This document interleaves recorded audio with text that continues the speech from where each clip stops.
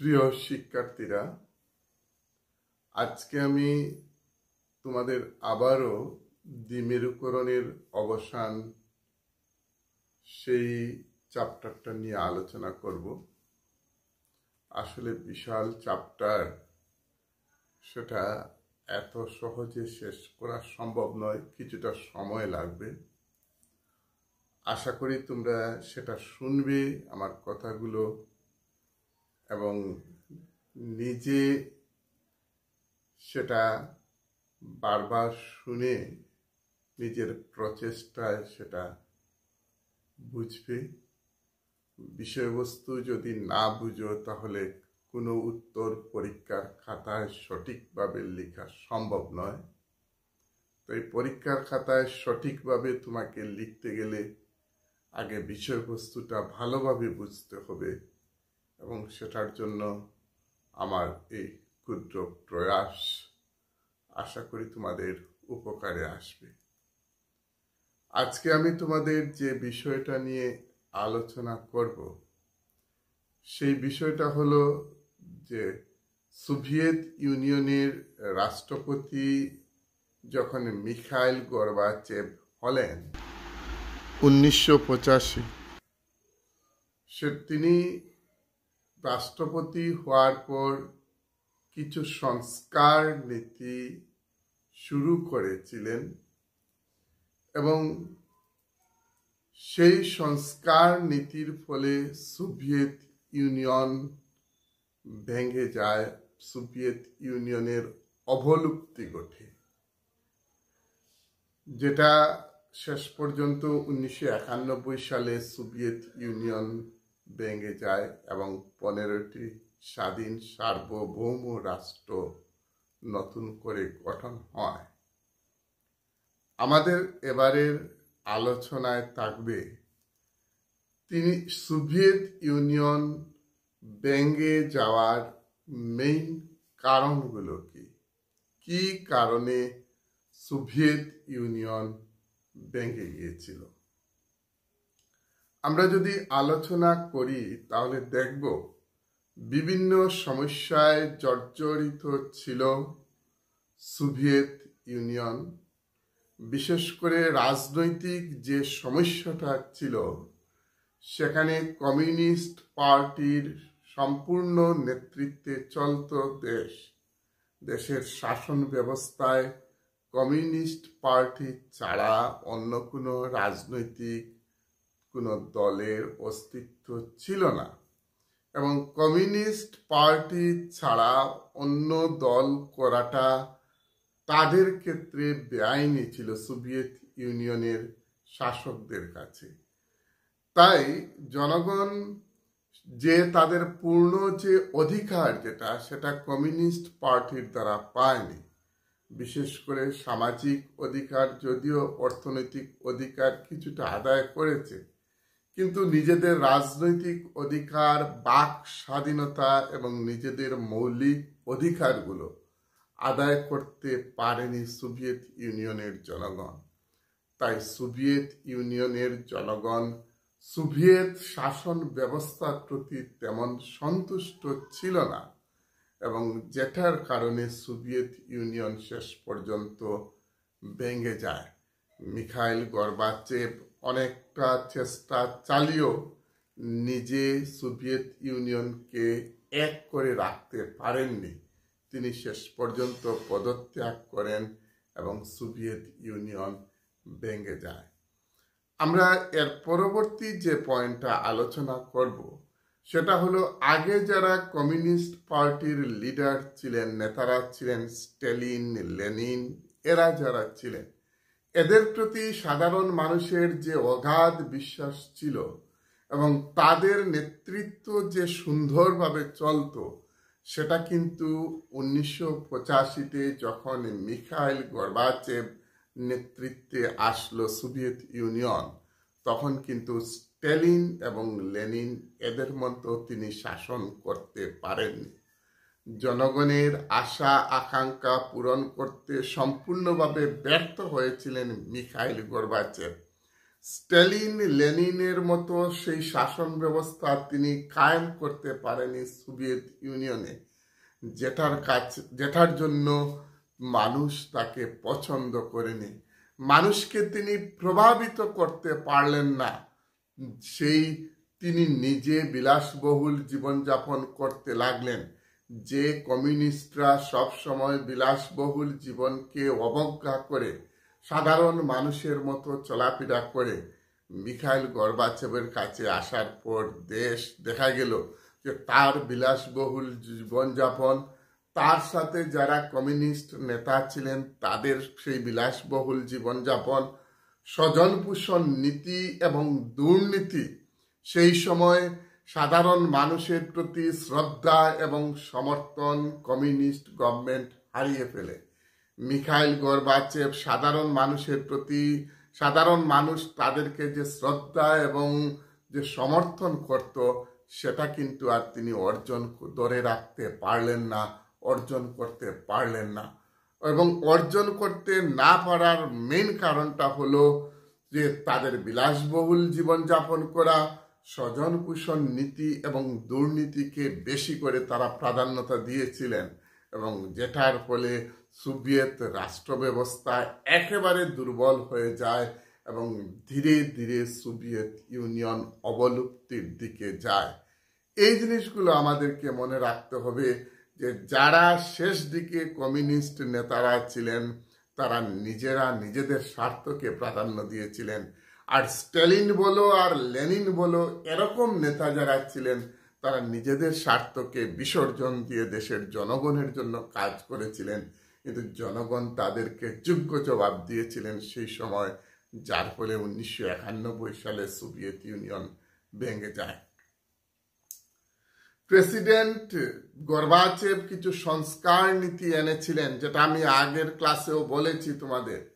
President Gorbachev যে সংস্কার নীতি, একটা হলো সেই প্রেস্তকিয়া, আর আরেকটা সেটা ছিল গ্লাসনস্ত। গ্লাসনস্তটা ছিল মুক্ত ধার নীতি বা উদার ধার নীতি, এবং প্রেস্তকিয়াটা ছিল পুনর্গঠন। মুক্ত ধার নীতি এবং উদার ধার নীতি তিনি চালু করেছিলেন মিখাইল গর্বাচেভ। তিনি রাষ্ট্র ব্যবস্থাকে পুনর্গঠন করতে চেয়েছিলেন। এই পুনর্গঠন মানে এতদিন যে শাসন ব্যবস্থা, যে ইন্ডাস্ট্রিগুলো সরকারিকরণ ছিল, সেই ইন্ডাস্ট্রিগুলোকে তিনি বেসরকারিকরণ করতে চাইলেন, অনেক পরিবর্তন আনতে চাইলেন। অত্যাধুনিক জনগণকে বেশি স্বাধীনতা প্রদান করা হলো এই নীতিগুলোর দ্বারা। তিনি চাইলেন যে জনগণকে বেশি স্বাধীনতা দেবেন, যার ফলে জনগণরা নিজেরা আলাদা আলাদা স্বশাসিত স্বাধীন সার্বভৌম রাষ্ট্রের দাবি তুলল, স্বশাসনের দাবি উত্থাপন করলো, এবং এটার ফলে সোভিয়েত ইউনিয়ন ভেঙে যায়। তিনি চেয়েছিলেন জনগণকে অধিক স্বাধীনতা দিতে, যেটার ফলে তার আশার পূর্ণ হয়নি। জনগণরা এতটুকু সচেতন হয়ে উঠে যে সোভিয়েত ইউনিয়ন তারা ভেঙে 15টা নতুন গণরাজ্য বা স্বাধীন সার্বভৌম রাষ্ট্র তারা গঠন করতে বাধ্য হয়। আরেকটা হলো যে জনগণকে অতিরিক্ত স্বাধীনতা দেওয়ার ফলে সেই জাতীয়তাবাদের উন্মেষ ঘটে, সার্বভৌমত্বের আশা আকাঙ্ক্ষা সোভিয়েত জনগণের মধ্যে ঢুকে যায়, এবং এটা একটা সোভিয়েত ইউনিয়নের অবলুপ্তির আরেকটা কারণ। সেই বাল্টিক রিপাবলিক 3টা গণরাজ্য, লাটভিয়া, এস্টোনিয়া এবং লিথুয়ানিয়া, সোভিয়েত ইউনিয়ন থেকে বিচ্ছিন্ন হয়ে যায়, এবং শীঘ্রই অন্যান্য গণরাজ্য সেটা অনুসরণ করতে থাকে। বিশেষ করে লাটভিয়া, অস্ট্রেলিয়া এবং লিথুয়ানিয়া যখন সোভিয়েত ইউনিয়ন থেকে বিচ্ছিন্ন হয়ে যায়, তাদেরকে অনুসরণ করতে থাকে অন্যান্য গণরাজ্যগুলো, আর দেশের আভ্যন্তরীণ অবস্থা খুব খারাপের দিকে যায়, যেটা রোধ করা গর্বাচভের পক্ষে সম্ভব হয়নি। দেশের আভ্যন্তরীণ অবস্থা অত্যন্ত খারাপের দিকে যেতে থাকে, যেটা বারবার চেষ্টা করেও গর্বাচভ সেটাকে আর আটকাতে পারেননি।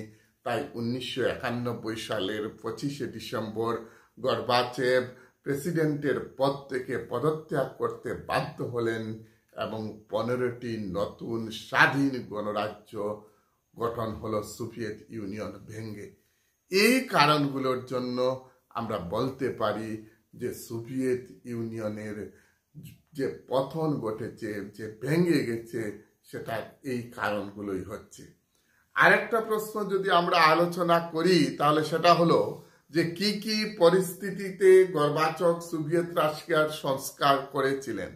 আমরা যেটা বলেছিলাম যে তিনি গ্লাসনস্ত এবং পেরেস্তুইকা যেটা তিনি শুরু করেছিলেন, সেটা কি কি পরিস্থিতির উপর ভিত্তি করে তিনি সেটা করেছিলেন। আমরা আবারও বলছি একই কথা যে 1885-তে তিনি সোভিয়েত ইউনিয়নের কমিউনিস্ট পার্টির জেনারেল সেক্রেটারি হন এবং সেই সাথে সাথে তিনি দেশের রাষ্ট্রপতি হলেন। দ্বিতীয় বিশ্বযুদ্ধ যখন শেষ হয়, সোভিয়েত ইউনিয়নের একটা বৃহৎ শক্তি ছিল সেই সময়, আমেরিকার সাথে পাল্লা দিয়েছিল। আমেরিকারও সাহস হয়নি সোভিয়েত ইউনিয়নের সাথে সরাসরি যুদ্ধ করা, যদিও তাদের মধ্যে শীতল যুদ্ধ চলছিল, কিন্তু কেউই সরাসরি যুদ্ধে আসেনি। কিন্তু বিশ্ব রাজনীতিতে দেখা যায় যে মহাশক্তিধর রাষ্ট্র হিসাবে নিজের অবস্থান অক্ষুণ্ণ রাখতে সোভিয়েত ইউনিয়ন সম্পূর্ণভাবে পারমাণবিক ক্ষেত্রে, সেনাবাহিনীর ক্ষেত্রে, অস্ত্রশস্ত্র নির্মাণের ক্ষেত্রে প্রচুর পরিমাণে অর্থ ব্যয় করছে, যেটার অর্থনীতি, দেশের অর্থনীতি শুধুমাত্র অস্ত্রশস্ত্রের দিকে, পারমাণবিকের দিকে, সামরিক বাহিনীর দিকে তারা ব্যয় করতে থাকলো, কিন্তু অন্যান্য ক্ষেত্রে তারা তেমন ব্যয় করলো না। মনের মধ্যে একটাই যে আমরা পারমাণবিক শক্তিধর হব, আমরা এই সামরিক বাহিনী আমাদের খুব বিশাল আকারে থাকবে, অস্ত্রশস্ত্র প্রচুর পরিমাণে থাকবে, কারণ আমরা মার্কিন যুক্তরাষ্ট্রের সাথে কম্পিটিশন করব। এই কম্পিটিশনের দিকে যেতে যেতে যেতে যেতে সোভিয়েত ইউনিয়ন অন্যান্য যে দিকগুলো সেগুলোর প্রতি নজর দেয়নি এবং ধীরে ধীরে সোভিয়েত ইউনিয়নের অবস্থা খারাপ হতে থাকে, যার ফলে মিখাইল গর্বাচেভ চেয়েছিলেন সেখানে কিছুটা সংস্কার আনতে। অন্যান্য প্রযুক্তির ক্ষেত্রে বলো, পরিকাঠামোর দিক দিয়ে ক্ষেত্রে বলো, সব দিক থেকে ইউরোপের যে উন্নত যে দেশগুলো ছিল সেই দেশগুলোর থেকে সোভিয়েত ইউনিয়ন অনেকটা পিছনে পড়ে গিয়েছিল, অনেকটা পিছনে সেই সময় পড়ে গিয়েছিল।